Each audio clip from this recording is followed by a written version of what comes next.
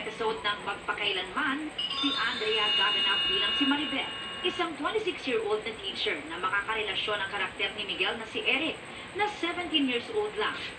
Dahil mag-ate ang turing nila sa isa't isa in real life, medyo nagkailangan daw sila simula, lalo at meron din silang intimate scenes. Sabi ko sa kanya, pagmumuna ako nila Ate Ada, kasi parang ang weird ng feeling, di ba? Pero actually, kaya ako talaga ito tinanggap, bukod sa naantig ako dun sa story. Kasi gusto ko makatrabaho si Miguel. Naging comfortable ako sa kanyang umarte dahil alam kung ano man yung mangyayari sa scene, parang saluhan po kami doon. Ang goal namin is pagandahin yung bawat eksena. Bukod sa Magpakailanman, abala na rin si Miguel sa pagbibidahang kapuso serye ng Batang Lilis. Pati sa last 3 weekends ng Walang Philippines. Dito, abangan kung talaga bang magkakapikunan ng dalawa pang runners na sina Micael Daes at Popoy de Santos.